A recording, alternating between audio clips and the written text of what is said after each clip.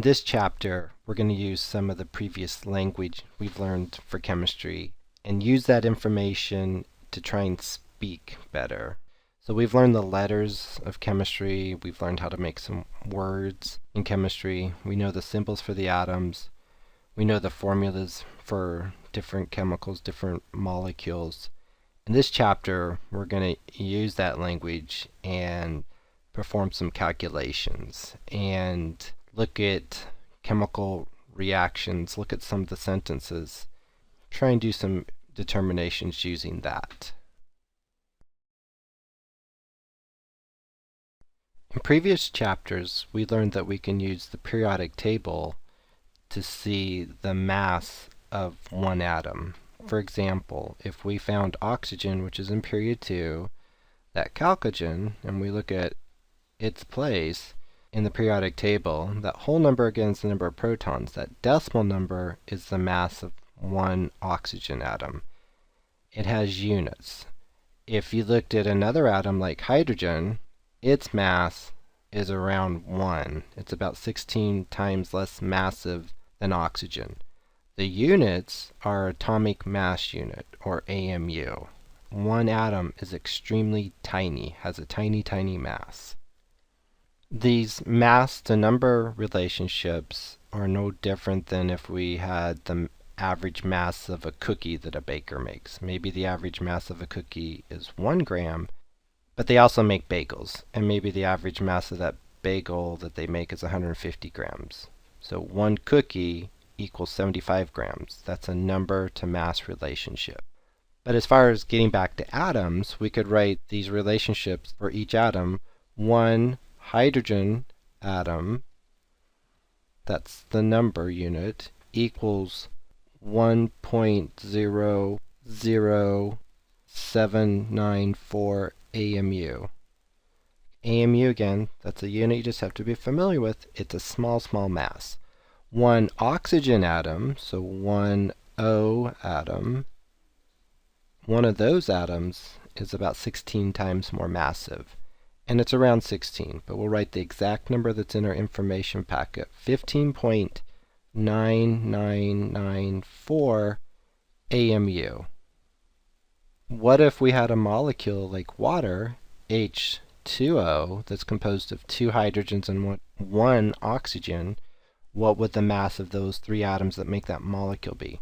Well, we know the masses of each individual atom, so the mass of water would be the masses of 2 hydrogens and 1 oxygen. So if we were going to get the mass of H2O, we would times the mass of the hydrogen by 2 times 2, and there's 1 oxygen, so we would times that by 1 oxygen per water, and that would give us the masses of those 3 atoms.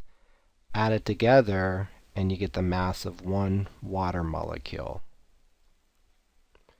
So the mass of 2 hydrogens is around 2 AMU, the mass of 1 oxygen around 16 AMU. Add those together and the mass of 1 H2O molecule is around 18.00988 AMU. And that equals the mass of 1 H2O molecule. The mass of one molecule has a special name. It's called molecular weight. So that's our molecular weight, the mass of a molecule. A molecular weight can be abbreviated, and we'll see it mostly given this way, as MW. That's a W, molecular weight. Formula weight is slightly different. The formula weight is the weight of a formula unit. So when we talk about ionic compounds, and you have like NaCl, those ions, those cations and anions aren't bonded together like they are in covalent compounds, but that's a unit in the crystal structure. So we call those formula weights. What's the lowest whole number ratio of ions or atoms, if it's a molecular compound, in that particular compound? It's called formula unit. the formula weight is the mass of those ions in the formula unit. Or if it's a molecular compound, the mass of the atoms that are in the formula unit.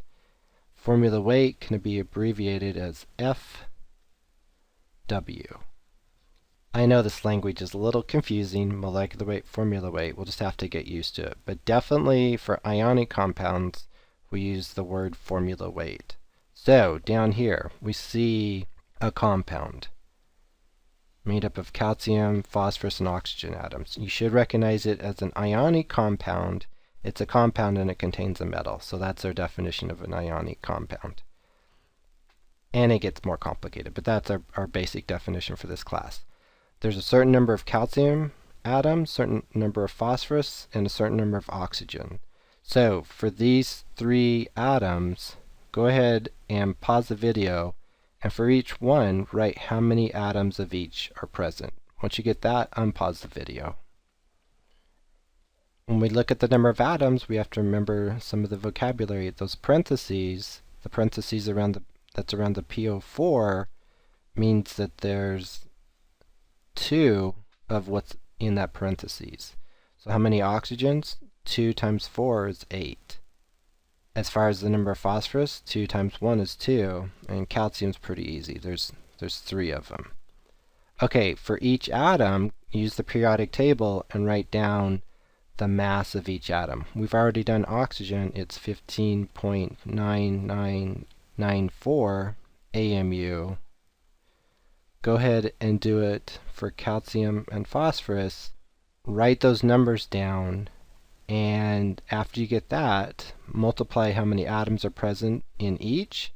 So if we did it for oxygen, since we have the numbers, that 15.994 number times 8, the masses of 8 oxygen atoms is around 127.995 AMU. Go ahead and do the same thing for the calcium atoms and the phosphorus atoms. Unpause after you get the answers for the masses of each respective atom. So, using the periodic table, we find the masses of the calcium atoms and the phosphorus atoms. And again, when you look at the periodic table and you get the average mass, use all the digits. Don't do something silly and start rounding.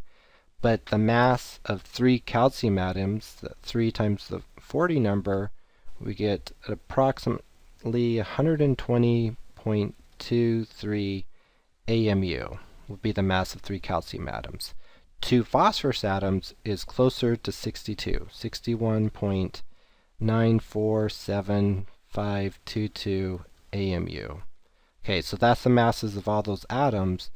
Go ahead and add all these numbers together, and that would be the mass of that ionic compound, that calcium phosphate ionic compound, the formula unit of that particular compound. So go ahead and pause the video and get your number. Add in those numbers, you get a number that's a little bigger than 310, so about 310.17 AMU. So one of those compounds is approximately that mass. We can make a relationship, just like what we did for water up above. One water molecule is that mass. If I have one of these compounds, one of these calcium compounds, what would its mass be? Well, it's approximately 310.17 AMU. This is a number to mass relationship, and we can make this relationship for any chemical compound. One last note, just an aside, as far as why did I write 310.17, I used the addition-subtraction rule for rounding. And if we look at these 3 numbers, the 120.23 number only goes to the hundredth spot, and for addition and subtraction, that's where we round the number. So the 310.172522 number that's down here, we're rounding at the hundredth spot. Next to the 7, to the right of the 7 is a 2, so we're keeping the 7, we're not rounding it rounding it up. So 310.17 AMU. There are lots and lots and lots and lots of units in our society and in science. The next unit is just another unit, and it's called mole. It starts out like molecule, but it's not. It's its own unique unit, and it's called mole. It's analogous to dozen. If I said I had a dozen of something, how many would I have? And it doesn't matter what I'm talking about, but if I have a dozen molecules, well, that means I have 12 molecules. A dozen always means you have 12 of whatever that is. A mole means you have an incredibly large number of something. If you have a mole of something, you have this 6 number times 10 to the 23rd of that. So if I had that many molecules of water, I would have gram quantity of water. If I had just one water molecule, it's a tiny, tiny mass amount. But that number, that huge number, I would have gram quantity. If I had that quantity of ping pong balls, that volume would be about the size of the Earth. This mole quantity is also referred to as Avogadro's number. And this number you can program in your calculator. It's also given to you in your information packet. So that N sub A in your information packet. When we use this number, you can use all those digits, the 6.0221367 times 10 to the 23rd. Often, I only take 4 digits, 4 significant figures from it in my calculations. Use at least 4, 3 or 4, and you'll be okay in most of your calculations. So if I was going to say I had a mole of whatever, but in this case helium atoms, it means that I have 6.022 times 10 to the 23rd helium atoms. If I had a mole of glucose molecules, I have the same number. So that means I'd have 6.022 times 10 to the 23rd C6H12O6 molecules. If I had a mole of this ionic compound, this calcium phosphate compound, it doesn't matter what we're talking about, it's the same number.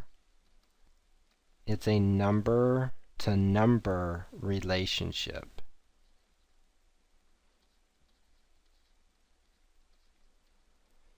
And we're putting units here. If you wanted to use the word compound, calcium phosphate compounds, that would be okay too.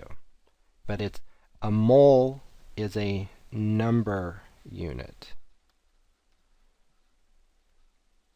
Just like atoms, number of atoms is a number unit. This would be like saying I have 12 dozen cookies. That means I have 144 cookies. It's a number to number relationship. Note on this slide you can also make some other relationships. You just may not realize it quite yet. But if I had one calcium phosphate compound, and we'll just write the word unit, or you could write the word compound. You could look at that compound and say how many calcium 2+ cations are present. You could also say per unit how many anions are present, how many phosphate 3- ions are present. Look at the compound, pause the video, look at this compound, and fill in these numbers. So pause the video, unpause when you plug in the numbers. If you look at the ratio, there's 3 cations per 2 anions in the formula. There's 3 calcium ions per unit, and remember this phosphate, that PO4 is 1 anion, and there's 2 of them. Okay, let's do a little bit of going from one unit to another with some of the relationships that we know about. What if we had 1 mole of helium atoms? What if we had Avogadro's number of helium atoms? What would be the mass? And I want you to go all the way to grams, so G, of helium. Okay, how would we do this? Well, we got to go from a number unit atoms. We have atoms we're starting with. Now, somehow we got to get into a mass unit. We know we can use the periodic table to say if we had 1 helium atom, what's its mass? But that relationship is between 1 atom and AMU. So if you could get that, that could be the next step. Go from atoms to AMU. So that's the average mass of 1 helium atom. In the information packet, once you have that AMU mass, there's a relationship between AMU and grams. So this is going to be a 2-step process, so 2 conversion factors. Go ahead and pause the video and get a number for us. Unpause when you have your calculation. Since we started out with 4 significant figures in the number of atoms, go ahead and round your final answer to 4 significant figures. The average mass of 1 helium atom is around 4 AMU, and that's what we're using in our first conversion factor. And, just canceling, helium atoms and helium atoms cancel, and that would give us a mass, but the unit is AMU. The next step is to write down the relationship between AMU and grams, which is given in your information packet. If you had 1 AMU, it's a tiny, tiny, tiny mass in grams. And as we go through, cancel out the units. AMU and AMU cancels, and we're left with grams. Our number is 4.00, well, that's kind of strange, 281.2259 grams. Okay, rounding that to 4 significant figures, so a little equal and a squiggly line, it's approximately 4.003. We're rounding at that 2 position to thousandths. The digit on the right of the 2 is greater than 5, so 4.003 grams. Oh, that's kind of strange. That's the exact same number as that number, but it's a different unit. There's a special relationship about that we're going to talk about on the next page. And it comes based upon the definitions of the mole and AMU. There's a special definition between grams, moles, and the periodic table. And this arises because of other definitions. And if you have pure carbon-12, so that particular isotope, the mole quantity is defined, that number is based upon having exactly 12 grams of carbon-12. And if you remember when we talked about AMU, the definition of AMU, carbon-12 is defined to be exactly 12 AMU. And because of this, we're going to be coming up with a definition on this page.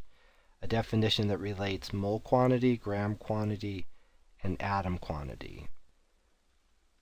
From this relationship, so carbon-12, if I had 1 mole of carbon-12 and I had exactly 12 grams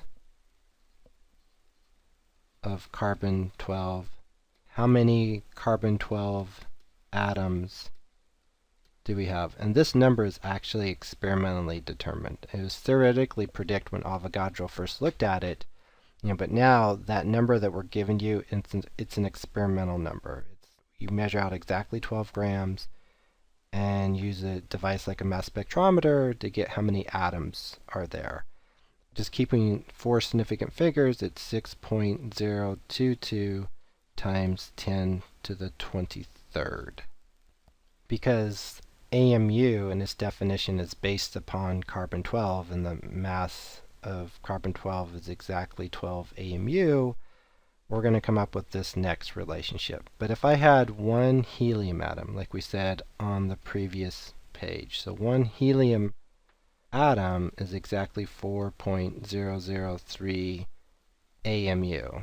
Well, if I had 1 mole of helium, so a huge number of helium atoms. So this means I have 6.022 times 10 to the 23rd helium atoms. So a huge number. What's its mass? Well, the relationship we get is it's this same number that you get from the periodic table. And we'll just accept it, we'll just believe it.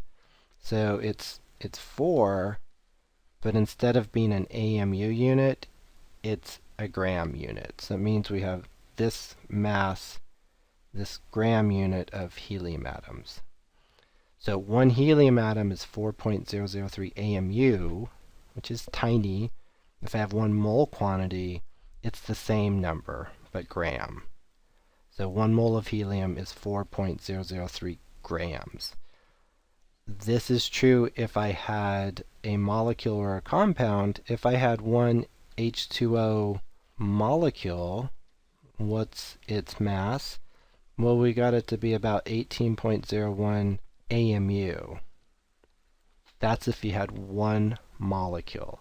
If I had 1 mole of H2O, so I have a huge number of H2O molecules,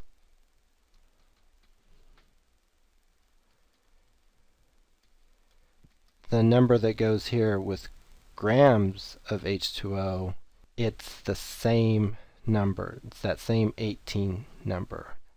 And we'll just have to believe that it's true. Just like we believe the relationship between meters and yards. They're all based upon definitions. But if we look at this relationship we just established, you can do this for any chemical. And it's a number, mole, to number, molecules or atoms, to mass unit. We can make this 3-unit relationship for any chemical. It'd be no different than having a relationship between yards, feet, and inches. But in this case, we have a relationship between moles, and if we, could be atoms, could be units, could be molecules, but we'll just write the word molecules. Moles, molecules, and grams. There would be numbers that go in front of each unit. Moles and molecules, they both start out being spelled the same way. They're different. And the numbers that go in front of them are different. When you make this 3-unit relationship, you'll just have to memorize this, but what numbers go in front of each unit? Always put a 1 in front of mole. It's kind of like when we taught you to do metric prefixes, put a 1 in front of the unit that has the metric prefix. The 1 goes in front of mole. In front of molecules, it's always Avogadro's number. So 6.022 times 10 to the 23rd. That would go in front of molecules. If we're talking about a molecule, it would go in front of atoms. If we're talking about atoms, it would go in front of unit if we're talking about an ionic compound. What's different from chemical to chemical is what number goes in front of grams. And it depends upon what chemical we're talking about. To get that number, use the periodic table, see the masses of each atom that's part of the chemical, add them together, and you get that number. But if we're dealing with mole quantity, then it's a gram unit. If we're dealing with 1 molecule, then it's an AMU unit. Practice. You'll get it down. You'll be able to speak this language beautifully. The mass of 1 mole of a chemical has a special name. It's called molar mass. It's the mass of 1 mole. And you can look at the chemical, and using the periodic table, you can get the mass of 1 mole of that particular chemical. Doesn't matter if it's an atom, doesn't matter if it's a molecule, doesn't matter if it's an ionic compound. So we could do it for copper. If I had 1 mole of copper, so a huge number of copper atoms, how many grams of copper would that be? So I need to go to my periodic table, find copper, look at that number, and we see that 63.546 number. If I had one copper atom, it would be 63.546 AMU. But if I have a huge number of copper atoms, if I have 1 mole of copper atoms, then it means I have 63.546 grams of copper. Okay, let's go ahead and pause the video, and I want you to figure out what's the mass of 1 mole of O2? So how many grams of O2 would that be? And what if I had 1 mole of an ionic compound, sodium chloride? What would that mass be of sodium chloride units? So go ahead and pause the video. Unpause when you're ready. When we look at oxygen, just remember that there's a 2 there, so it's not just that 15 number. It's that 15.99 number. Add it twice, so it's approximately 32. 31.9988 grams. If I had 1 mole of oxygen molecules, O2, it'd be around 32 grams. If I had the same number of copper atoms, so same number, it'd be more massive. It'd be like if I had 10 small cookies and 10 big bagels, each bagel had a larger mass. Same number, but it'd have a larger mass. Okay, for sodium chloride, you need to add the numbers for sodium and chlorine. For both of those, when you add them together, you get around 58. A little more, 58.443. So look at the decimal number for sodium and chlorine and add them together. This is called the molar mass. And just a couple notes about molar mass. Sometimes in some of the problems it may just say the molar mass of this compound is, and it may be written like this. Instead of as a relationship, we could say the molar mass of O2. Well, there's 31.9988 grams of O2 per 1 mole of O2. The units are grams per mole. Okay, so that's molar mass. Note, we talked about molecular weight and formula weight. The molecular weight is the mass of one molecule. And so it's still the same number for oxygen. So if this was for O2, it'd be 31.9988. But instead of grams, because it's only one O2 molecule, it would be AMU. Formula weight and molecular weight, often and usually the units are AMU. And they may not be given to you in the problem, but it's AMU. Molar mass is grams per mole. And one last note for this slide. If you have the molar mass, 1 mole of something, again, you have exactly the same number. And we could tag Avogadro's number, which I did magically and quickly, to each of those relationships that are up there. You have exactly the same number. And this gives us a 3-unit relationship for the different chemicals. For copper, it's mole to grams to atoms. For oxygen, which is a molecule, the one we have here is moles to grams to molecules of O2. And for an ionic compound, it would be moles to grams to formula units, or just units, of sodium chloride. So we have a new relationships, and it's no fun to have a relationship without going out and doing something. So we're going to use these relationships to convert between units. And our relationship, it's between mole, grams, and the number of that particular chemical. In this problem that we see below, we have helium. So go ahead and pause the video and write the 3-unit relationship for helium. how many moles of helium, how many grams, and how many atoms. We've done it before, but we'll go ahead and rewrite it. So pause the video and then unpause. So here's our 3-unit relationship, and we're going to use 2 out of those 3 to make a conversion factor.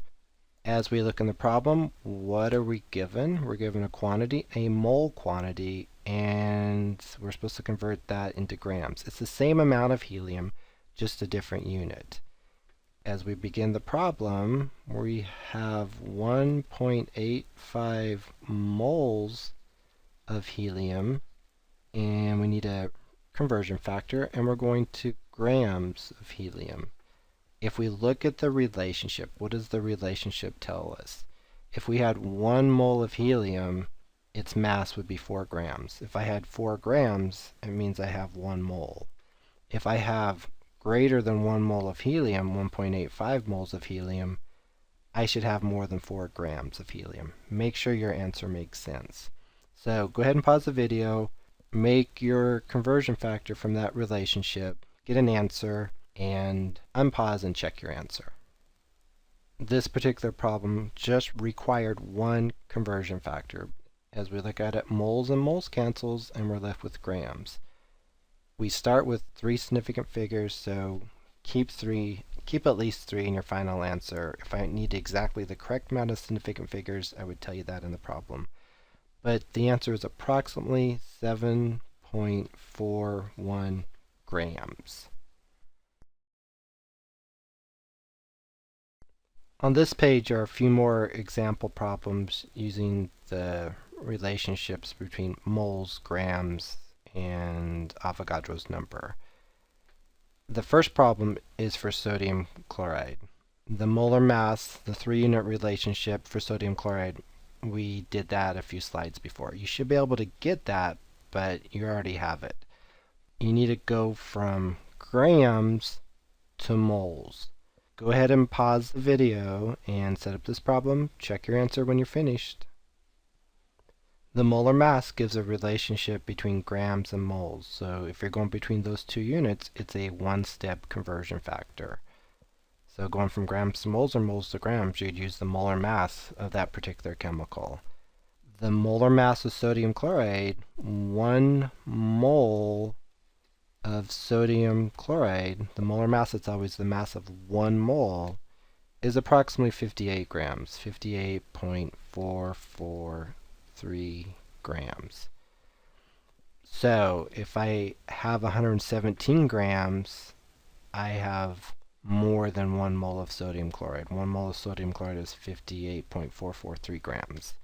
Always make sure your answer makes sense. But grams and grams cancels, and we're left with the answer, which is approximately 2.002 moles. The next problem. What if you had 36 grams of oxygen? We know the molar mass of oxygen, and we know how many oxygen molecules there are in 1 mole. We have Avogadro's number. The molar mass of oxygen is around 32. You have 6.022 times 10 to the 23rd molecules of O2 per 1 mole, or per approximately 32 grams of oxygen. If we have 36 grams of oxygen, we should have more than Avogadro's number of molecules. Make sure your answer makes sense, and don't confuse moles and molecules. They're 2 different units. So go ahead and start with this 36 gram quantity and figure out how many molecules of O2 are present. So pause the video, give it a try.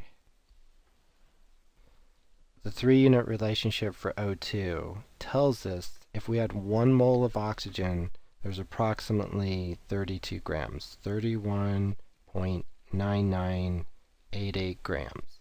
If you have 1 mole, you have Avogadro's number of molecules, 6.022 times 10 to the 23rd. That many molecules per 32 grams for oxygen. If we cancel, grams and grams cancels, and your math, and get your calculation, it's approximately 6.77 times 10 to the 23rd. a larger number than Avogadro, so the answer seems to make sense. Okay, the next problem. It's actually a two-step problem. If you have this gram quantity of this salt, so you can measure that mass on a balance, so almost 5 grams of calcium phosphate. How many calcium ions are present? So we're trying to figure out how many calcium ions. There should be a huge number. Huge number. Gram quantity should be huge. We're starting with that 4.71 gram quantity of calcium phosphate. So, how do we get grams to ions? Well, you can start with grams, and you can use the molar mass and the relationship with Avogadro's number to figure out how many units are present. So how many calcium phosphate units are present? Okay, how many of those compounds are present in that approximately 5 grams? Then, and here's the next step, once you know how many compounds you have, how many calcium phosphate compounds you have, how many calcium ions are present per compound? So we're going to go from units to how many calcium ions. How many cations are there per compound? So 2 conversion factors. I'm going to first write the relationships for each one of those. So go ahead and give that a try first. What relationships are you using? Make sure you're using the correct ones. So pause the video, unpause to see the relationships, and then we can plug them in as conversion factors and get a final answer. But this question mark should be a huge number. As far as going from grams to units, we'll use the molar mass of the calcium phosphate. We've actually did this earlier in the chapter, but we're going from grams to units, so we'll use the last two as our units for making the conversion factor. And the second relationship, how many calcium ions are there per one compound per one unit? There's 3 calcium ions per unit, so that would be a 3 there. So now we have our 2 relationships to make 2 conversion factors. Go ahead and pause the video and get a final answer. The first relationship in canceling units, grams of calcium phosphate and grams of calcium phosphate cancel out, and we're left with how many units of that calcium phosphate would be in that crystal structure of those compounds. And for every one of those units, there's 3 calcium ions. And the next one, units and units cancels, and we're left with calcium ions. So kind of circling our work, just to kind of get everything together. That leaves us with how many calcium ions, and your answer should be 2.74 times 10 to the 22nd. That's the number of calcium ions. That's the total number that there would be in 4.71 grams of that salt.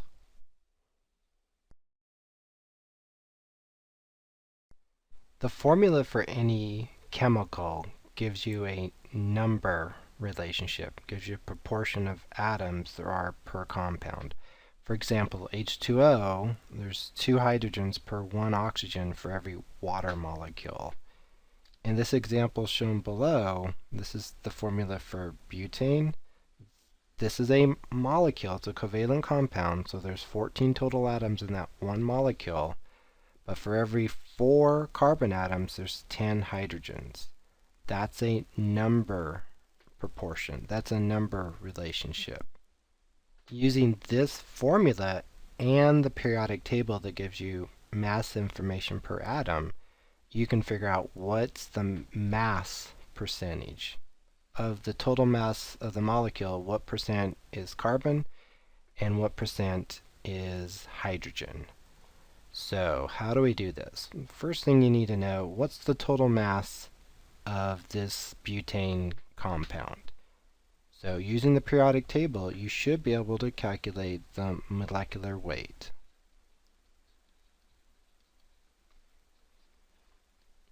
So go ahead and pause the video, and if you had one of those molecules, what's that mass in AMU? 4 carbons and 10 hydrogens. Using the periodic table, each carbon atom is around 12 AMU, and 1 hydrogen is around 1 AMU.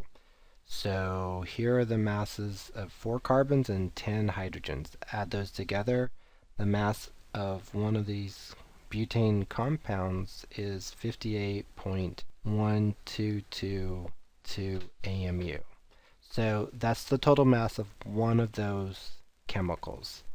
What's the percent carbon?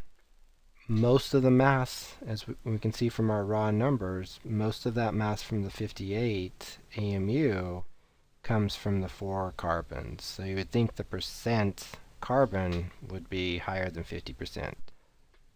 When you figure out this percent by mass, we should always say percent carbon and then by mass.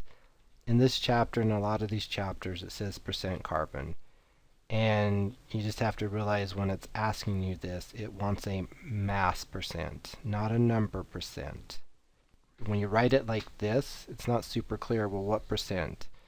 If we're doing percent by number, there's a lot more hydrogens than carbons, but the questions for this chapter are wanting the mass percent. So when you do this, what's the mass of the 4 carbons? Using the numbers above, the 48.0428 AMU, divide that by the total mass of the compound, so 58.1222 AMU. That's the fractional amount, times it by 100 to put it into percent. So it's around 83%, 82.6583%. Okay, go ahead and pause the video and do the same thing for hydrogen. So figure out the percent hydrogen. Your answer should make sense. The 2% added together should be 100%, but using the same sort of ratio procedure up here, do the same thing down there. So go ahead and pause the video. The total mass from the 10 hydrogens is around 10 AMU, so we'll plug that number in. Divide that by the total mass again, which is around 58 AMU, and then multiply by 100. So 10.0794 AMU. Doing your math, you get approximately 17.3417%.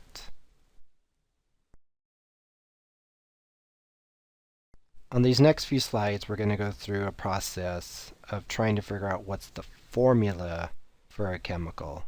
The formula again, what's the ratio of atoms that are in that chemical? In these examples, we're going to start with some mass information determined from experiments, and we're going to figure out a formula. It's very specific. It's called the empirical formula.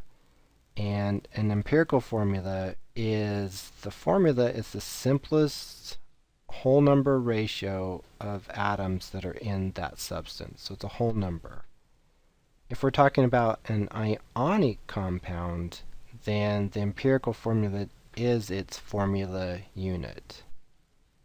The formula you see for an ionic compound is the empirical formula.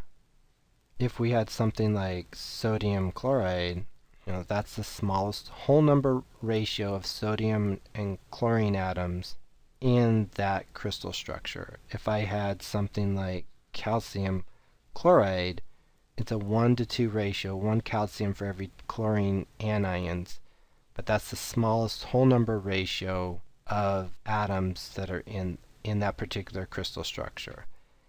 If I had a covalent compound, empirical formula may not be the molecular formula. And a good example is, what if I had glucose? Glucose has 6 carbons, 12 hydrogens, and 6 oxygens. That's the formula. Those 24 atoms are always connected to each other, and that's the true molecular formula. But that's not the empirical formula. The empirical formula is the smallest whole number ratio of atoms.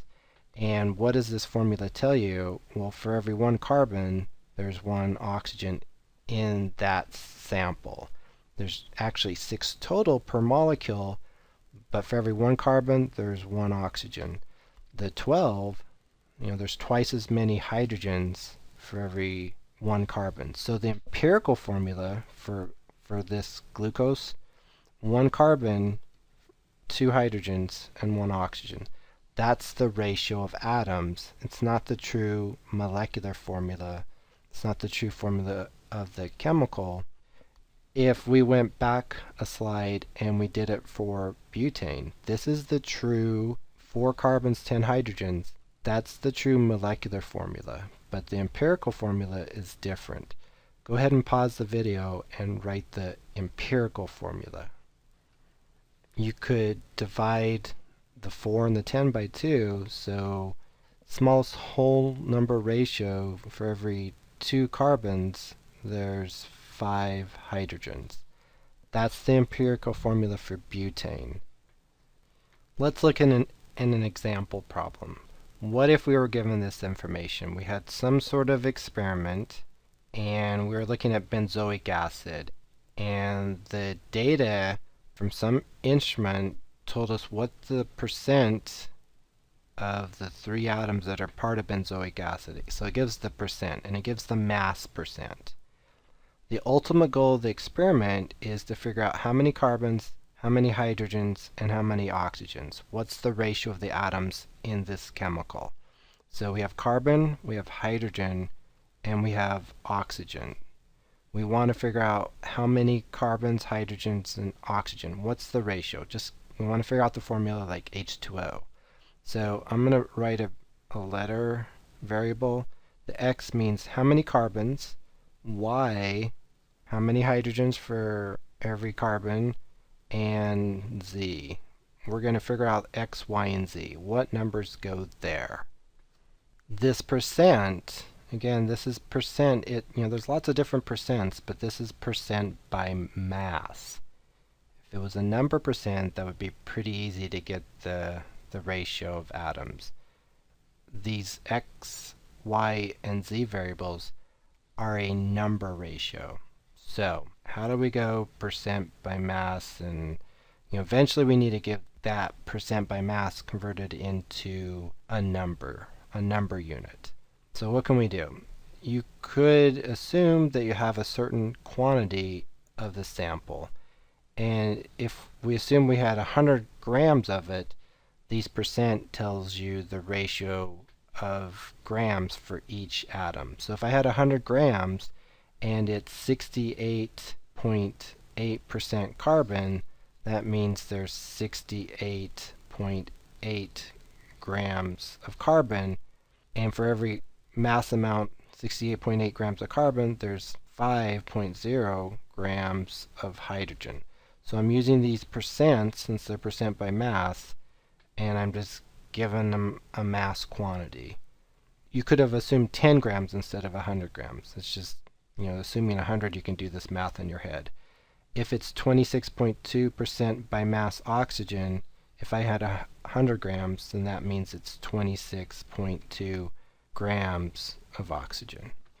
So we have mass quantities of our sample from some instrument that gave us percent amounts of each sample.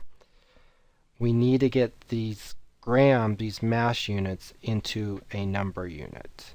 And that's what we're going to do on the next slide. The next part of the process is to convert the gram quantity into number units. So here are the gram quantities from the previous page. We need to convert those into a number unit. And you could convert grams into atoms. That would be a perfectly acceptable number unit. I'm going to show it going towards moles. So figure out how many moles of carbon are present. So using the molar mass of carbon, you could make a conversion factor and convert it to moles. Do the same thing for oxygen. How many moles of oxygen are present? And do the same thing for hydrogen. So go ahead and pause the video, use the molar mass for each respective atom, and unpause the video and check your answer. The gram quantity, this this is a mass unit. Mole quantity is a number unit. Each atom, carbon, hydrogen, and oxygen, each one has different masses. Oxygen's the heaviest per atom, hydrogen's has the least mass per atom. But doing our conversions, and don't start rounding too many numbers. I'm going to keep more digits than what's necessary. We'll round near the end. But for carbon, there's approximately 5.7282 moles in 68.8 grams. For oxygen, there's approximately 1.6376 moles. And hydrogen, even though it's only 5 grams of the total mass and its percent's quite a bit lower than the others, there's about the same number of hydrogens as carbon in the sample. There's 4.9606. What we have here, this is the number ratio. This is proportion. It gives you an idea of what's the relative amount of each atom in the sample. But when we eventually get some sort of formula, so when we get the x, the y, and the z for each of those, we need to get them to be whole numbers. And this next step is to get these decimal numbers into whole numbers. I'm going to rewrite these numbers down here. Step 3 of this process, the whole goal is to make these decimal numbers whole numbers. And one way to do that is to look at all 3 of those numbers and divide each one by the smallest of the 3 numbers. The smallest number is this 1.6376 number. So for each of those numbers, divide each one by 1.6376. Go ahead and do that and see what number you get for each one. So pause the video and write the number and include units. The easiest one to answer without a calculator is the bottom one. So for oxygen, it equals 1. The unit, the moles doesn't go away. We're just dividing the number. So we have 1 mole of oxygen. That's nice. That's a whole number. For hydrogen, when you divide it, you get an answer that's really close to 3. 3.0292. And the unit, moles of hydrogen. This tells us for every 1 mole of oxygen, there's 3 moles of hydrogen. That's the number ratio. When we do it for carbon, we get an answer that's more than 3 and about 3.5. 3.4979. The unit is moles of carbon. The bottom 2 are really close to being whole numbers. This one's smack in between, but it still gives us a number ratio. We're not changing the proportion, we're dividing each one by the same number. But we need to get it to be, when we get the numbers, they all need to be whole numbers. So what do we do? Well, this is about 3.5, so to get that number pretty close to being whole, multiply it by 2. So we'll multiply the amount of carbons, the moles of carbon, by 2, so times 2. But if we do that for one of them, we have to do it to all 3. Okay, so what does that tell us? Well, for the bottom one, for oxygen, there's about 2 moles of oxygen. For hydrogen, well, 2 times 3, that's really close to 6. A couple significant figures. Well, 3 significant figures. Moles of hydrogen. So what this proportion is telling us, for every 2 moles of oxygen, there's 6 moles of hydrogen. For every 2 oxygens, there's 2 hydrogens. For carbon, that number, 2 times 3.5, is really close to 7. For every 6 hydrogen atoms, 6 moles of hydrogen, there's 7 carbons. This gives us, these numbers give us a number ratio. These are the numbers that go into the formula. So for carbon, X equals, so the X in the formula, X equals 7. For Y, for hydrogen, it's 6, and for oxygen, the Z equals 2. So the empirical formula, 7 carbons, 6 hydrogens, and 2 oxygens. This would be the ratio of atoms in that compound. This is called the empirical formula. And if you wanted to do the formula weight for the empirical formula, go to the periodic table, 7 carbons, 6 hydrogens, and 2 oxygens. Go ahead and pause the video and get a number, and also include the unit. So pause the video and unpause when you're ready. So when you add up those masses of those 15 atoms, 7 carbons, 6 hydrogens, 2 oxygens, the mass of one of those would be 122.12 AMU. One note for this problem, and in particular this last step where we multiplied by 2. Sometimes when you do some of these problems, you may not have to do this multiplying by 2 number. If you do this step where you divide by the smallest number and get these answers, if they're all really close to a whole number, then you don't need to multiply by 2. If this 3.4, almost 3.5 number was really close to an integer, then you can stop there and create your empirical formula.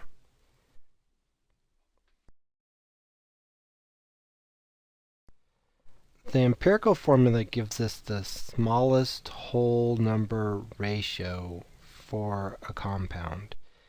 If you have a molecule, the empirical formula may or may not be the molecular formula. For example, if you had water H2O, that's its molecular formula. That's the ratio of hydrogens and oxygen in one molecule. That's also the empirical formula. But if we had glucose, and we gave this example a few slides ago, that's its true molecular formula. That's the ratio of atoms in the molecule, and that's the molecular formula, but it's not the empirical formula. The empirical formula of this molecule is 1 carbon, 2 hydrogens, and 1 oxygen. So, how do we get the molecular formula? How do we get the molecular formula if we were given the empirical formula, or if we solve for the empirical formula? In order to go from the empirical formula to the molecular formula, you have to have some information about the total mass, the total weight of the chemical. You need to know the molecular weight. Let's give an example. What if I told you I had a carbohydrate whose empirical formula was CH2O? All carbohydrates, whether you're fructose, glucose, sucrose, or a starch, all have the same empirical formula. But what is the molecular formula? If we were given this empirical formula, you should be able to get formula weight. 1 carbon, 2 hydrogens, and 1 oxygen. If we used our periodic table, the masses for those 4 atoms would add up to be about 30.02598 AMU.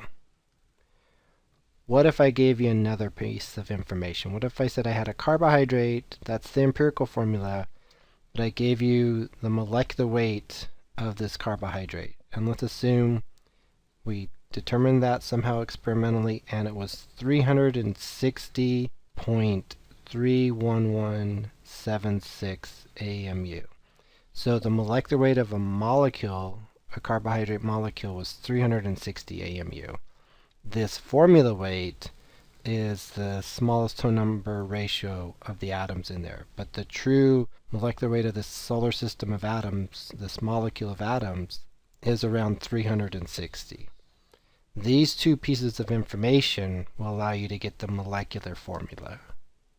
The molecular weight divided by the formula weight, this ratio, this proportion, gives us a factor. And if we did it for our example up above, this ratio, 360 divided by 30, this equals 12. It's saying that the molecular weight, the grouping of that atoms, is 12 times bigger than the empirical ratio. To get the molecular formula, multiply each of those coefficients. So for carbon, 12 times 1, there's 12 carbon atoms. 2 times 12 for hydrogen, there's 24 hydrogens.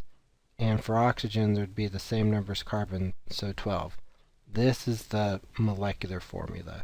In order to get the molecular formula, you take the empirical formula and each coefficient, multiply it by that factor. The molecular formula for this carbohydrate, 12 carbons and 24 hydrogens and 12 oxygens. That would be the ratio. Let's look at our example problem. We have one just like we had on the previous slide. We're given the mass percent of 3 atoms that are in a chemical, that are in a covalent compound. The question though this time wants to know the final answer, what's the molecular formula? These mass percents can get us to the empirical formula, and then using the molecular weight, we can get the molecular formula.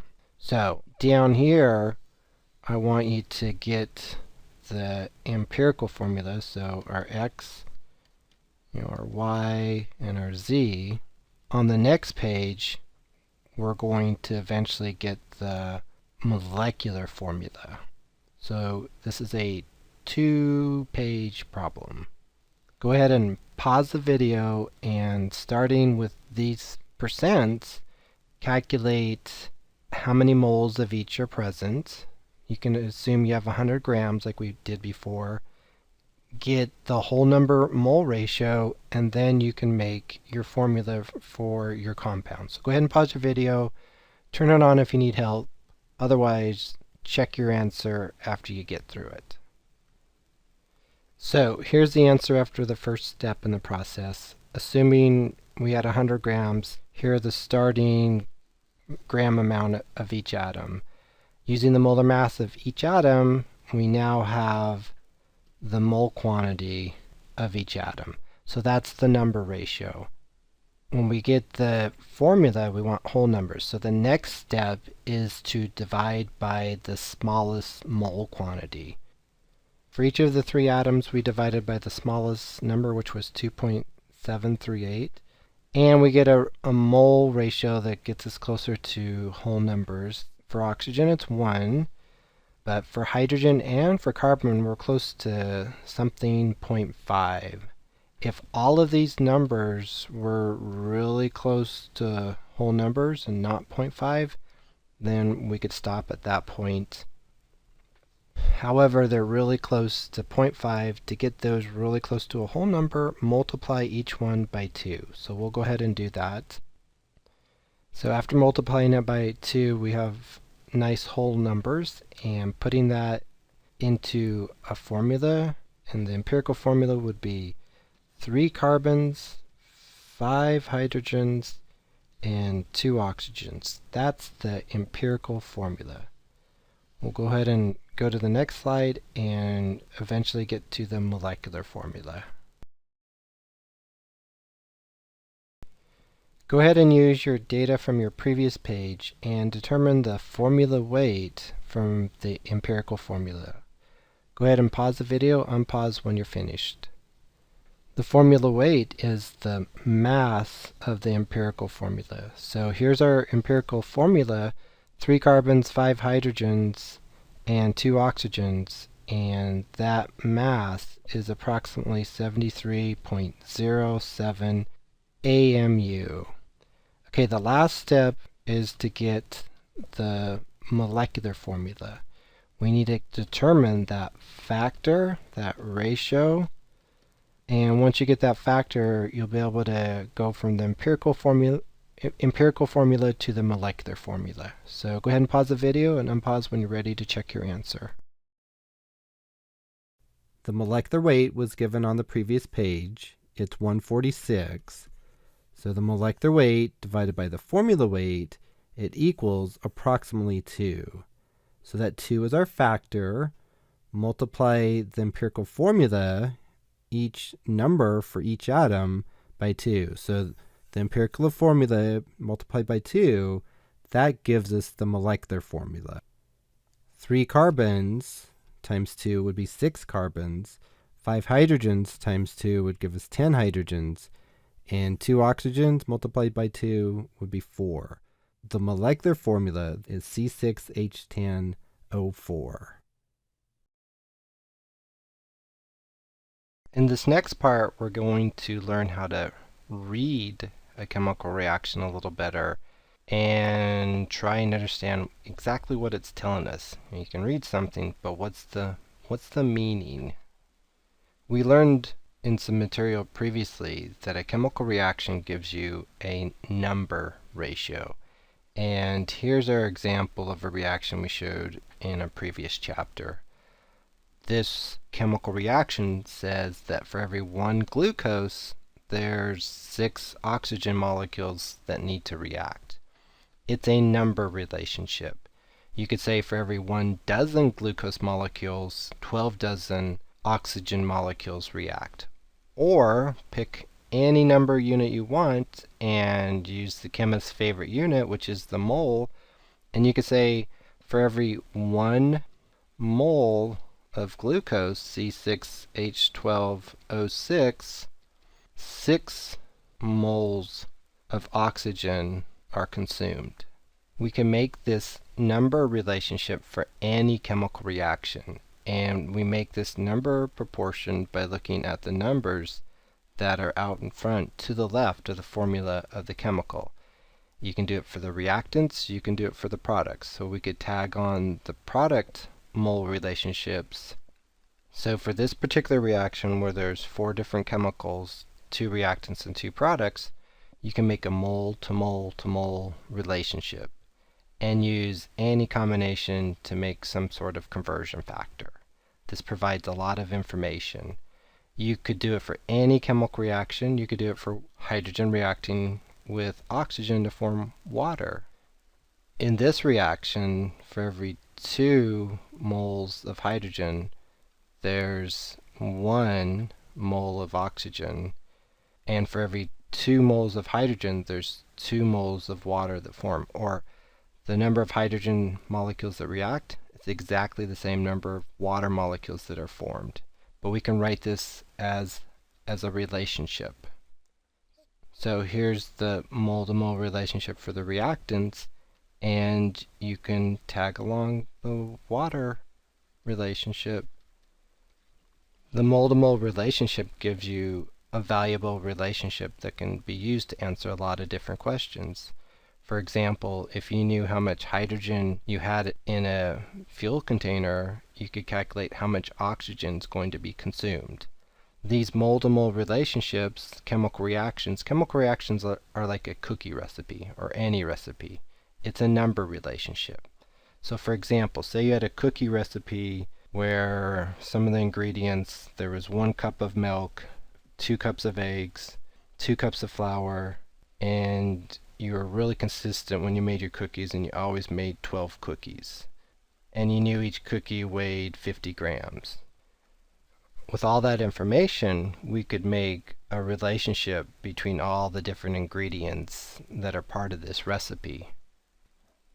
So here is a set of relationships from units from our recipe. These are number units. And we could even put more on from our recipe. We know this recipe always makes 12 cookies. And 12 cookies, number units, you could say 1 dozen cookies. It means the same thing. This relationship, this recipe, would allow you to do a lot of things. It has a lot of usage. Say you wanted to make 24 cookies, how many cups of milk would you need? You could use this number relationship to figure this out, this recipe, this cookie recipe. So it's really good to eat cookies and talk about cookies, but we're going to look at the recipe of a chemical reaction. So instead of talking the language of desserts, we're going to talk the language of chemistry. we're going to use the chemical reaction and the number relationships that it provides to answer a lot of different types of questions. The process of using the chemical reaction and the mole-to-mole relationship that it provides to answer some questions, this process is called stoichiometry. It's a unit conversion problem. And like any unit conversion problem, you're given some information, and this information contains units, and you're trying to go and figure something else out that has different units. In our beginning stoichiometry problems, you're going to be given some information, some quantity information about either a reactant or product. And you're trying to figure out how much of a reactant or product is either produced or used up. When we do this, the one we're given information about, we're going to call our A molecule. So as you read the story problem, you're given some information and you're going to label that chemical as our A. The chemical you're trying to figure out some information about, we're going to call our B. This is analogous to what we talked about with our cookie recipe. I said we wanted to make 24 cookies. That's our A. How much milk do we need? The milk would be our B. Shown on this page is kind of an outline of the stoichiometry problems that we're going to be looking at. Each arrow represents a conversion factor, and you'd be using a specific type of relationship. So here's our outline of stoichiometry. Notice there's A's and there's B's. When we first start out, we're going to be given quantity of the A. And the quantity you give, it could be pounds, it could be kilograms, it could be grams. But no matter what quantity of A is given, you have to get it into mole quantity. I could say I had a gallon of milk. How many cookies could I make? My recipe says 2 cups of milk is used in this chemical reaction, this recipe of cookies. Well, I got to convert gallon into cups in order to use that cup relationship. For a chemical reaction, you have to get the A amount into mole quantity. That's because you're going to solve a question about how much of this B molecule is either used up or produced. In order to go from your A to your B, you need your chemical reaction. You need your mole to mole relationship. And that comes from your chemical reaction. RXN, reaction. This is the heart of any stoichiometry problem that we're going to be doing in this chapter. You always do this step. You go between moles of A and moles of B. You will always use the mole-to-mole proportion in any of these stoichiometry problems. As far as the other units, well, what do we see? What are we going between? If we're going between grams and moles, what gives you grams to moles, oh, that's the molar mass. And that would be the molar mass of whatever the A is, whatever formula it is. If I was going between pounds and grams, well, that relationship, that's given to you in the information packet. Over here, if I was going from moles to grams, oh, just like grams to moles, moles to grams, you would use the molar mass. But the B molecule is a different chemical. So you would use the molar mass of whatever that B molecule is. Okay, there's lots of arrows here. Some of the conversions we're going to do within this chapter. Some of them we're going to learn a little bit later. But we see some other conversions that you should kind of be familiar with, like the word density. We'll just see when those problems arise. We'll start out pretty simple to begin with some of the example problems, and then maybe they'll get a little more complicated. Before we proceed with some stoichiometry problems and using the recipe of chemical reactions, let's do a cookie recipe, and to show yourself that you can actually do this and probably do some of these calculations in your head. Let's use the recipe that we just talked about for our cookies. So we have this proportion for our cookies. 1 cup of milk, 2 eggs, 2 cups of flour makes 1 dozen cookies. So that recipe is our chemical reaction. Let's assume that 1 dozen cookies, when you make that, the mass of that is 600 grams. 1 dozen cookies equaling 600 grams, that's like molar mass. It's analogous to molar mass. The recipe is analogous to a chemical reaction. So let's ask a question. So here's the question. If you had 6 cups of flour at home, and using that recipe we just had on the previous page, how many dozen cookies could you make? The one you're given information about, that's our A. So that's our A. The cups is our A.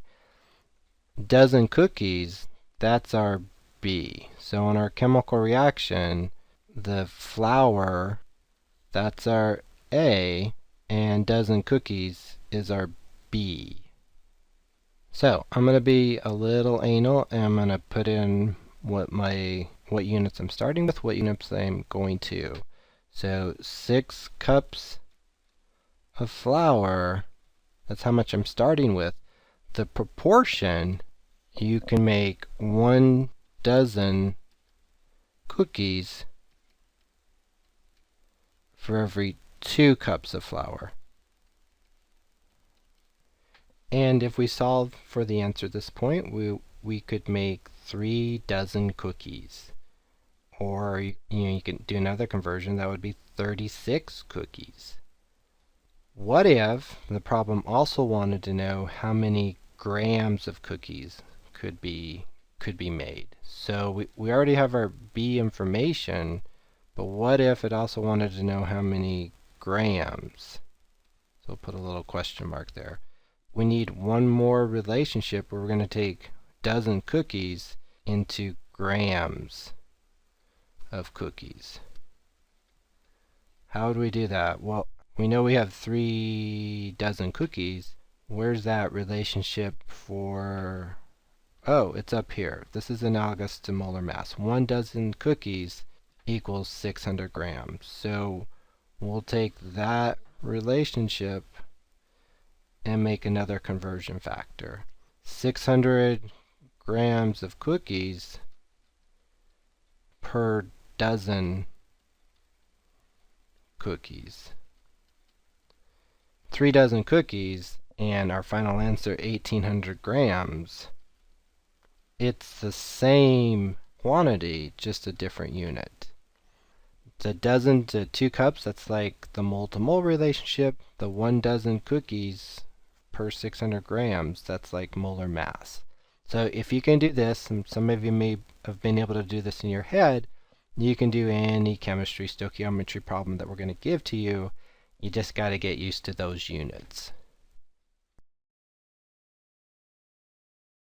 Shown here is an example stoichiometry problem. We're going to do a few on the next pages.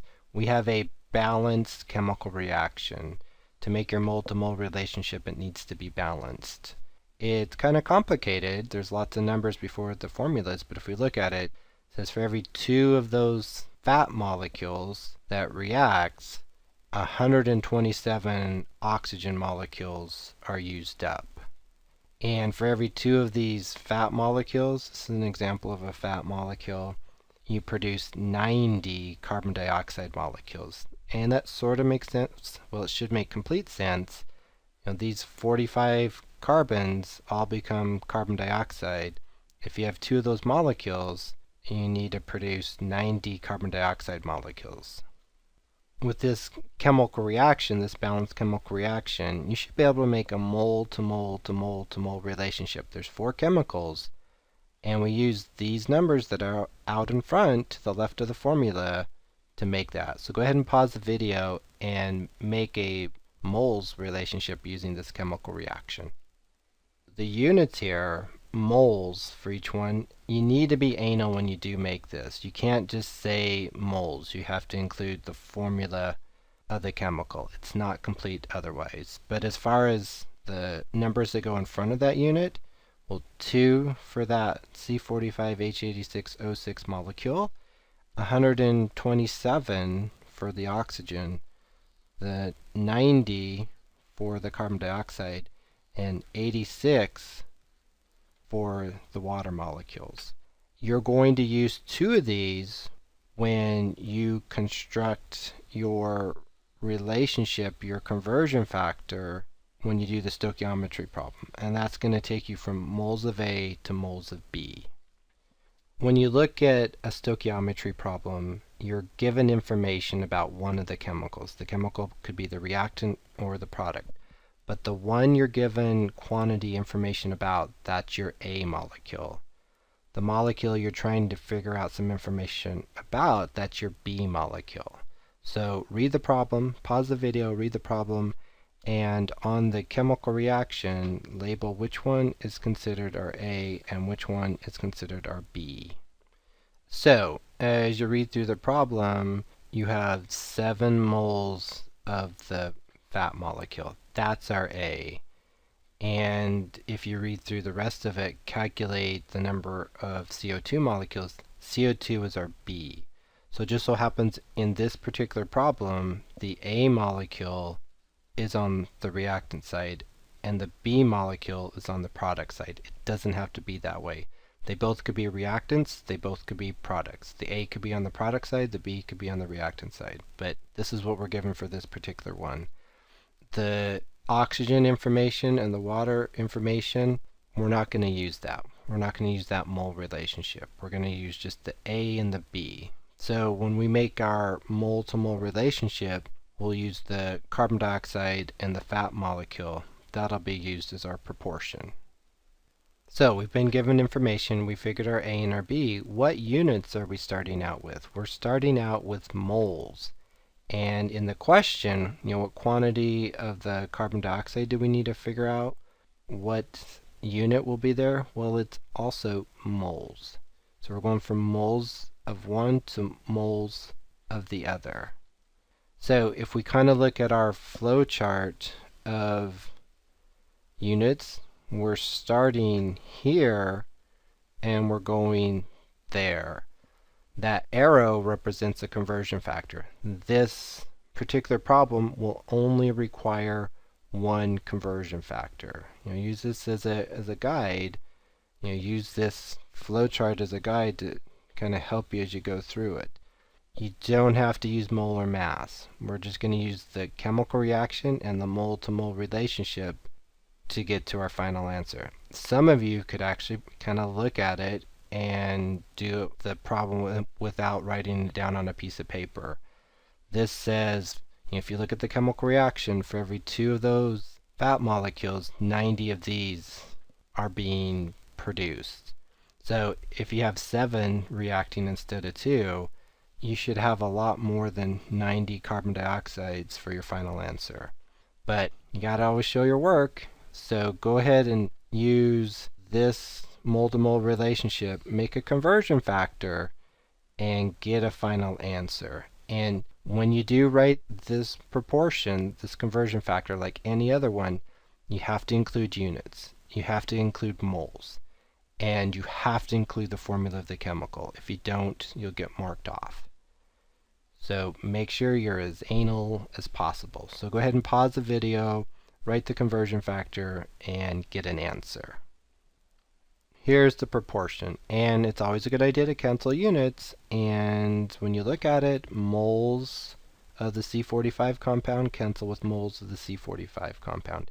If you didn't write the formula, what goes on top, what goes on bottom, the 90 or the 2, you have to show your work, and you have to write the formula of the chemical. And as we do our calculation, the number you should get is approximately 315. Shown on this page is another stoichiometry problem.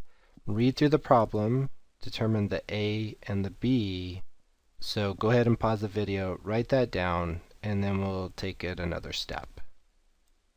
So as we read through the problem, the chemical that has information given, which is our A, is this fat molecule. The B, this time, is oxygen. So our B and our A are both on the reactant side. When you look at the problem, what units are you given and what units are you going to? We're given units quantity-wise in grams. So we're starting out in grams. And what unit are we going to? Well, we're going to grams. So if we kind of look at our outline that we've shown below, we're starting here and we're ending here. We're starting with a mass quantity and we're going to a mass quantity. It's going to require 1, 2, 3 conversion factors. And when we do this, remember the mole to mole, that's our chemical reaction. To go from gram quantity to mole quantity of A, that's the molar mass of A. And the last one would be the molar mass of the B molecule. So we need 3 relationships. This is the same chemical reaction, so we have our same mole to mole relationship from the previous page, but you do need to calculate the molar masses of both compounds. The triglyceride, this 45 carbons, 86 hydrogens, and 6 oxygens, that's quite a few. And just remember, when you do molar mass, it's the mass of 1 mole. For both of those, it's 1 mole equals. It doesn't matter that it's part of a recipe and that 2's there, it's still 1 mole. The mole to mole takes into account those coefficients. Here are the 3 relationships without the complete numbers, but the first one, this is our A, we need the molar mass of the A molecule, which is our C45H86O6 compound. The chemical reaction will give us the mole to mole relationship for our A and our B. And the last one we need is the molar mass of our B, which is oxygen. So go ahead and pause the video and complete those blanks. What needs to go in those question marks? So the 2 molar mass is always 1 mole, and we've done it for oxygen before. Its molar mass is close to 32.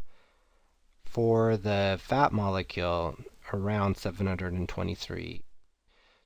So, as far as beginning, we'll start with this 454 grams. That'll be our starting number. So 454, and we'll keep all the units, all the digits that are in there, grams of the C45H86O6, and we need 3 conversion factors. We have the relationships, and we're eventually going to get how many grams of O2 is used up. So pause the video, plug in the conversion factors if you haven't already, and get an answer. And here's the conversion factors written the correct way, but it's still a good idea to cancel units, and grams of the C45 compound cancel with grams, moles and moles cancel for the C45 compound, and moles of oxygen and moles of oxygen cancel, and we're left with grams of oxygen. When you get your calculation, the final answer is approximately 1275.6 grams of O2. So what does this mean? This is a chemical reaction that shows the breakdown of a fat molecule. And if you, in your body, metabolize 1 pound, 454 grams of a fat molecule, how much oxygen in the air would you use? So you would use about 1,275 grams, which is about 3 pounds of oxygen from the air. So this is information that you could use. It's an information that some sort of a nutritionalist would use, but they may do it backwards. They may monitor how much oxygen you're consuming that's going into your body, and then they could back calculate to see how much of a fuel molecule you're metabolizing. So there's lots of information that can come from a chemical reaction.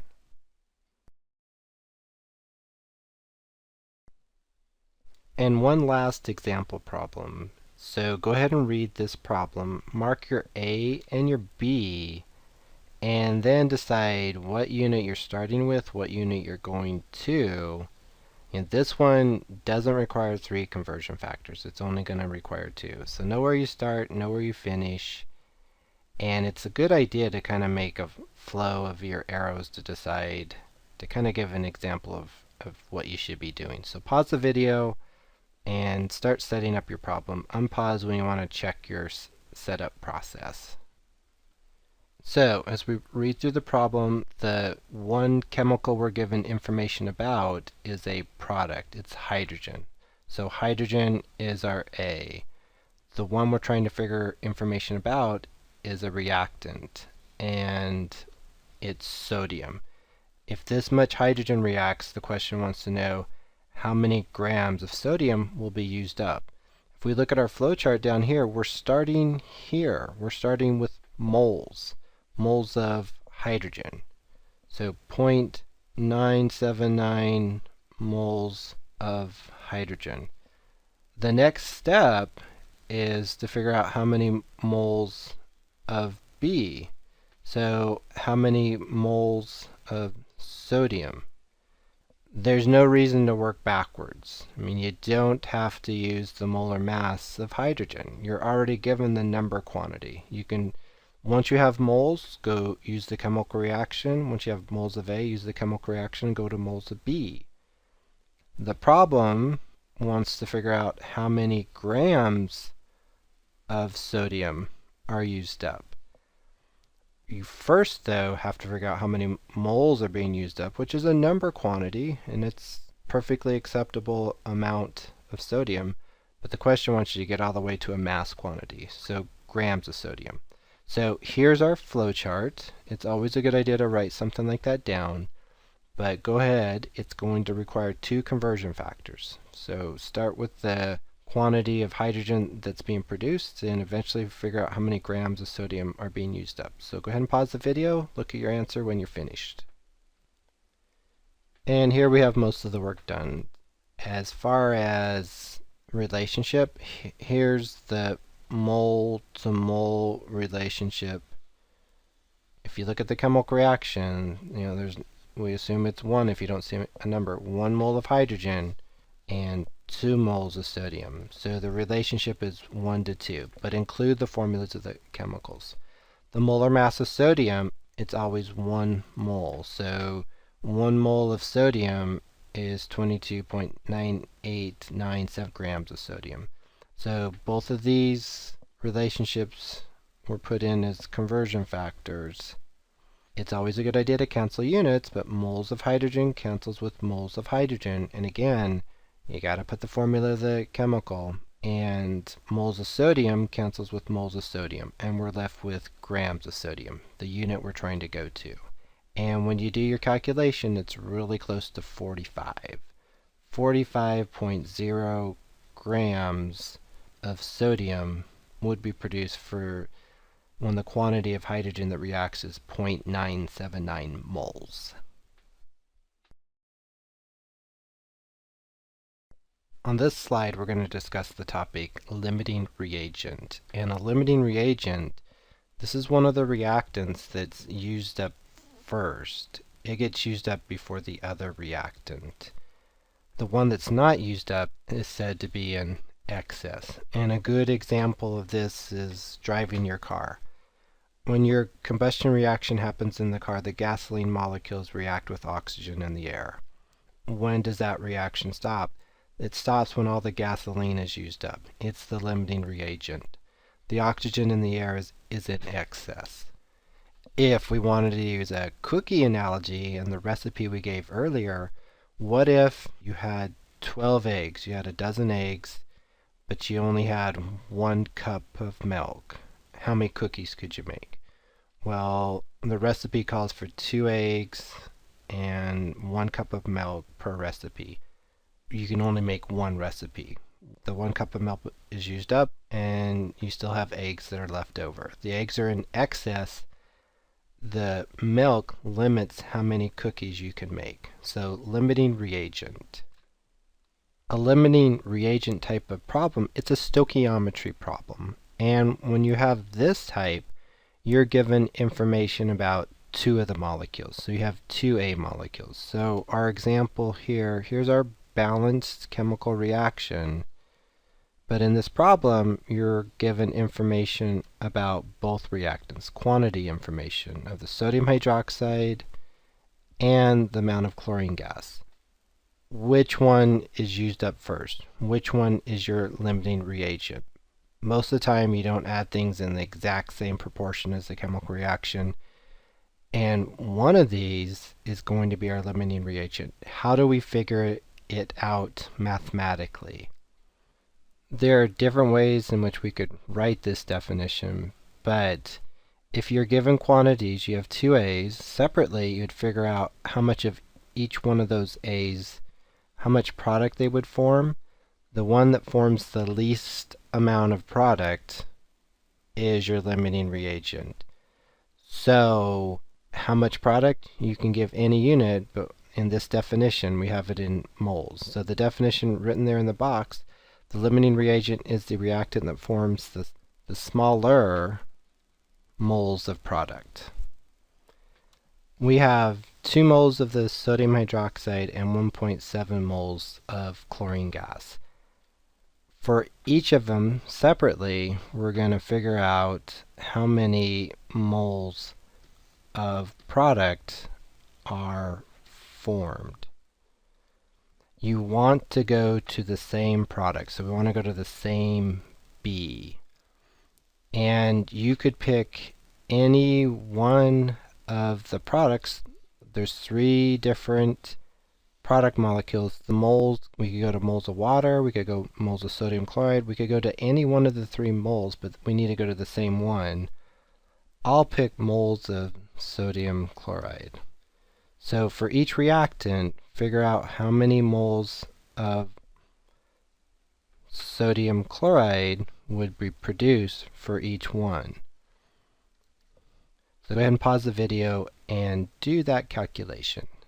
The mole-to-mole ratio for sodium hydroxide and sodium chloride is 1 to 2.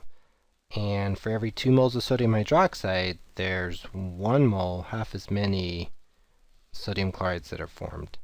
For chlorine gas, for every 1 mole of chlorine gas that reacts, 1 mole of sodium chloride is formed. So the same number of molecules, chlorine molecules that reacts, that same number of sodium chloride molecules would be formed. So 1.47. If we look at our 2 final answers, what do they mean? So if we look at the first one for sodium hydroxide, at most sodium hydroxide could form 1 mole of sodium chloride. When 1 mole of sodium chloride is formed, this reaction would stop. For chlorine gas, it could form up to 1.47, but you can't form that many. The sodium hydroxide limits how many sodium chlorides could be formed. So the one that forms the least amount of product, the least moles of product, is our limiting reagent, which means the limiting reagent is the sodium hydroxide. The one that's in excess is the chlorine gas. An additional question that could come from this problem could be, if the 2 moles of sodium hydroxide reacted, how many moles of chlorine gas reacted? There are different ways to start this problem. You definitely know 2 moles of sodium hydroxide were used up, and you know that 1 mole of sodium chloride were formed, and you could start with either one and get the correct answer. But I'll start with the 2 moles of sodium hydroxide. And from the chemical reaction, the mole to mole, for every 2 moles of sodium hydroxide, 1 mole of chlorine gas was used up. So that mole to mole conversion, that stoichiometry type of problem, says that 1 mole of CO2 was used up. So if you started out with 1.47 moles of chlorine gas, only 1 mole of it was used up. There would be 0.47 moles of unreacted chlorine gas in your reaction chamber once 2 moles of sodium hydroxide were used up. The last topic dealing with stoichiometry in this chapter is theoretical, experimental, and percent yield. What do they mean? What do these definitions mean? A chemical reaction gives you the relationship of how much reactants react and how much product should form, the number relationship.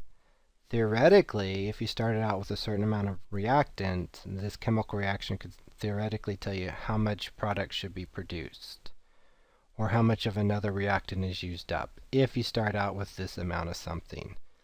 Experimentally, experimental yield, that's something that you will do in the laboratory, and you experimentally get how much of a product is produced, starting with this much reactant, or something like that.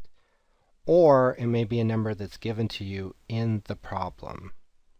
The percent yield, what's the experimental yield per theoretical yield? What do you get experimentally over how much you should get? And then multiply it by 100 to put it into percent. This equation is given to you in your information packet. So looking, percent yield. So let's look at an example problem. Here's a balanced chemical reaction. This is a stoichiometry problem. You're given an A. And in the problem, it says if this ethylene reacts 10.6 grams of this, if that reacts, you're told how much of a product is formed. So you're told how much ethylene oxide is formed. This is our experimental yield. You're told that in the problem. Theoretically, how much should be produced? Well, you'll start with this 10.6 grams of ethylene, so that's the C2H4, and using your stoichiometry relationships, determine theoretically how much of the ethylene oxide should form. So go ahead and pause the video, start with this 10.6 grams of ethylene, and go all the way, so 3 conversion factors, and figure out how many grams of the ethylene oxide are formed. And this answer will be your theoretical yield. Go ahead and calculate that theoretical yield for the stoichiometry problem, and then plug all those values in and get your percent yield. Hopefully, things make sense. You shouldn't experimentally get more than what you theoretically should get, but we'll see what answer we get. So go ahead and pause the video and go ahead and get your answer. Using some stoichiometry, we calculate if we have 10.6 grams of the ethylene, we'll form 16.65 grams of the product. So that's theoretically how much should be produced. So we'll put that in the theoretical yield. Experimentally, this is our experimental yield times 100, and that'll get it into percent. And that's approximately 60%, 59.5%. There's lots of reasons why the theoretical yield and the experimental yield don't match up. I mean, if I called my A molecules the reactant, and maybe B was the product I wanted to produce, often when you have chemicals, there can be some other reactions that are going on in that reaction chamber. Maybe those A molecules were also different reaction forming some C molecules. So that means not all the A were forming the product of interest. This happens all the time. Happens in your body, happens in your beakers, in your test tubes when you do reactions. Hopefully, though, you design it experimentally so you produce as high of a product percent as possible. The following few slides are just example problems, no new information. They're problems that you should be able to do from information that was presented within the chapter. So go ahead and pause the video and let's work on the first problem. So read that problem. This is just a unit conversion problem. Maybe make a flowchart of what unit you're starting with and what you're going to, and set up your conversion problem. Go ahead and pause the video and work on practice problem number 1. So you're given a volume quantity of mercury, about 24 milliliters of mercury.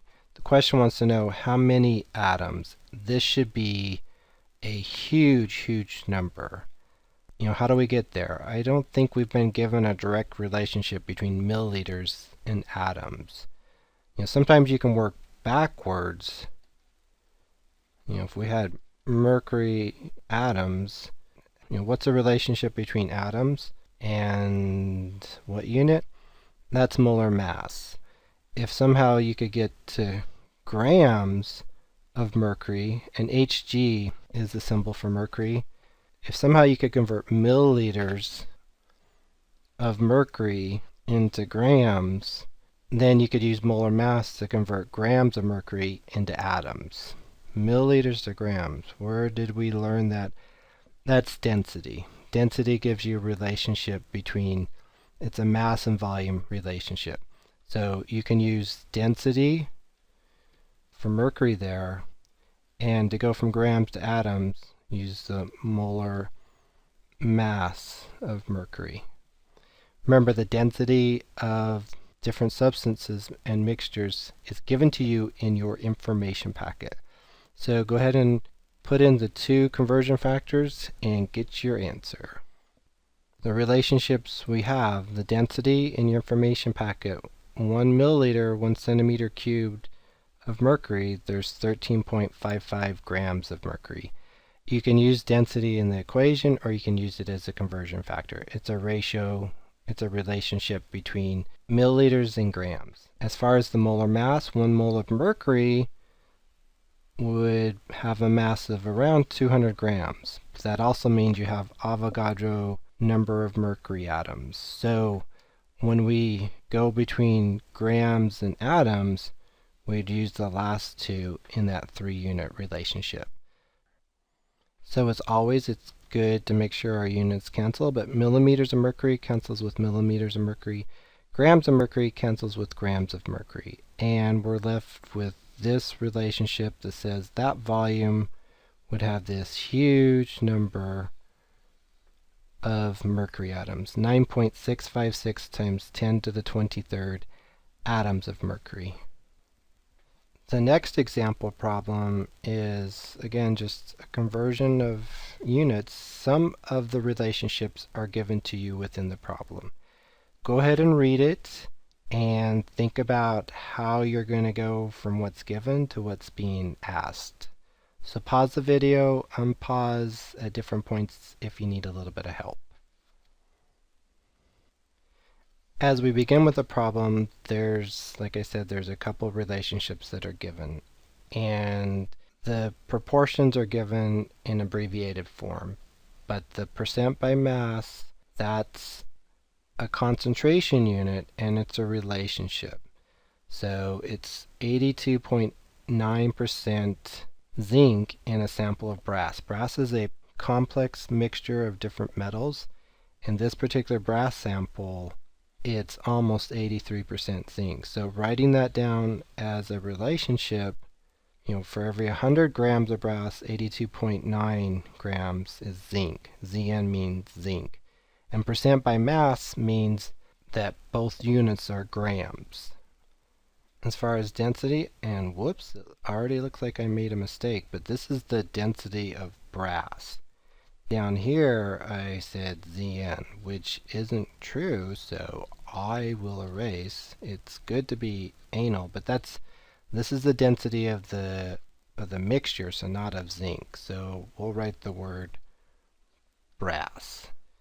So if you had a sample of this brass and you measured out 7.22 grams on a balance, there would be 1 milliliter of volume. So here are two relationships, and we're going to use this in a problem. If we look what we're given the volume of the brass sample. Meters cubed that's a big unit, and this is a relatively big number.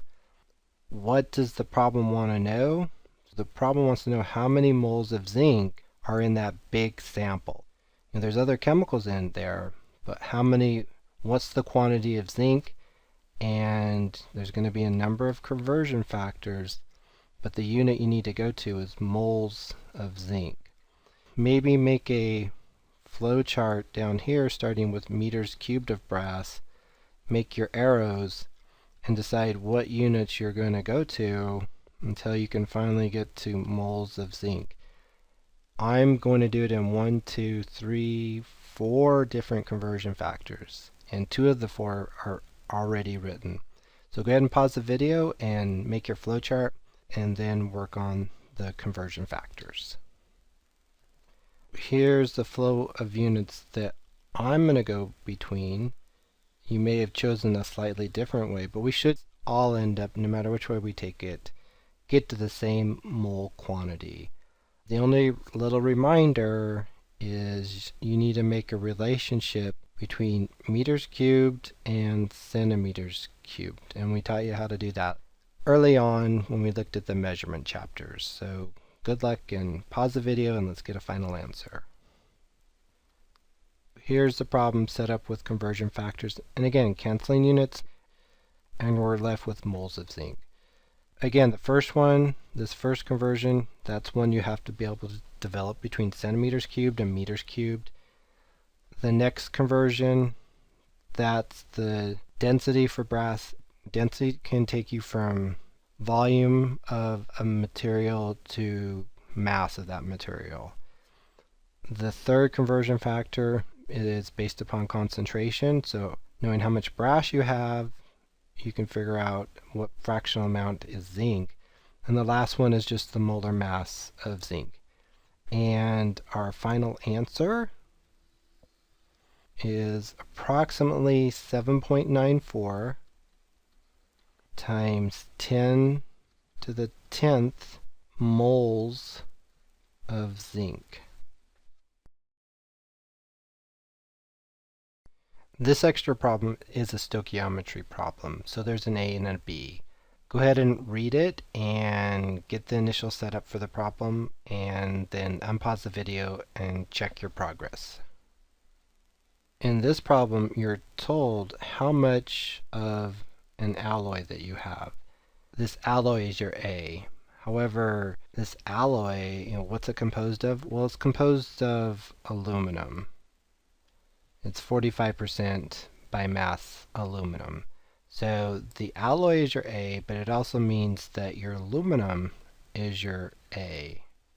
As far as your B, what is our B? The question wants to know how much sulfuric acid, H2SO4, will react. We have our A and our B. We have how much of our A, but this time you're not told how much of aluminum is reacting. You need to figure that out. You're told how much of the mixture is reacting that contains the reactant.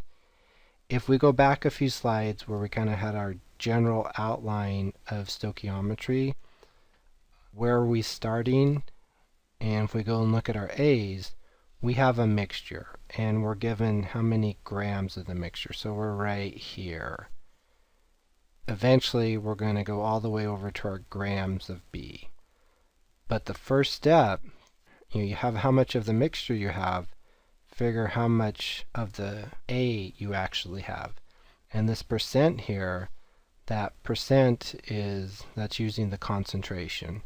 Once you get to grams of A, you can go ahead and just complete it like we've done before. So we're starting, if we kind of look at our flow, we're going to start with grams of our alloy, and we can use the concentration to figure out how many grams of Al, which is aluminum, Then the molar mass of aluminum, you can figure out how many moles of aluminum, which is still our A. Using the chemical reaction, we can figure out how many moles of H2SO4 were used up. And using the molar mass of H2SO4, you can figure out how many grams of H2SO4 reacted if 1.2 grams of the alloy reacted. So there's our flow. Go ahead and set it up and see what answer you get. Starting with 1.2 grams of the alloy, using the concentration relationship, after the first conversion factor, you'd figure out how many grams of aluminum are reacting. The second conversion tells you how many moles of aluminum are reacting. Same amount, just different unit. The third is the mole-to-mole relationship, and that'll tell you how many moles of H2SO4 reacted with 1.2 grams of alloy, and the last step will convert that amount of H2SO4 into a mass unit. Just canceling units, so grams of alloy, grams aluminum, moles of aluminum, moles of aluminum, moles of H2SO4, moles of H2SO4. And the final answer should be approximately 2.9 grams of H2SO4.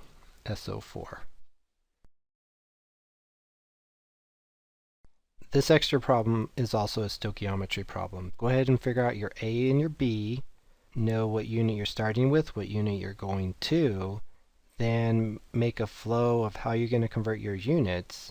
So go ahead and pause the video, make that initial attempt at the problem, check your answer, and then finish the problem. The chemical we're given information about, our A, is the gold chloride, AuCl3. The one that we need to determine information about is the other reactant, magnesium.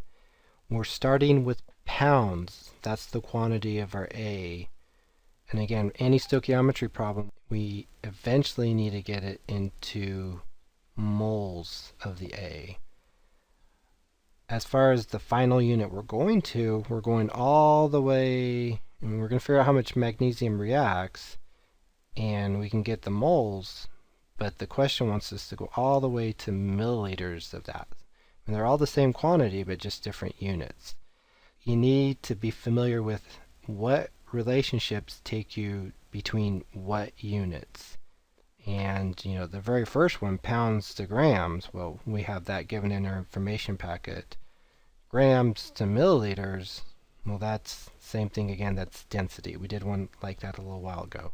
If we go back to our earlier slide, just as far as the outline, this flow, we have a problem where we're starting all the way over here at pounds. And note, what's on here, you may have some other examples where you don't start with grams or pounds. Maybe it's kilograms or a ton of something, but here's just kind of a general outline. But if you started with pounds, we're starting there and we're ending all the way over here with milliliters of B. So if we kind of did a flow, how did I help myself get there? We started here, and if we look at the flow of units, and there we go. And the very last one to go between grams and milliliters is density. And our B is magnesium, so you need the density of magnesium. So here we have our flow. Go ahead and make that conversion. So 1, 2, 3, 4, 5 conversion factors. Wow, that's a lot. But canceling, we get all the different units to cancel. It's always a good thing to make sure they all do. And we're left with milliliters of mercury. So the last conversion step was using density. And after all of our calculations, and we get a number, it's approximately 49.9 milliliters of Mg, which is magnesium. So there's our final answer.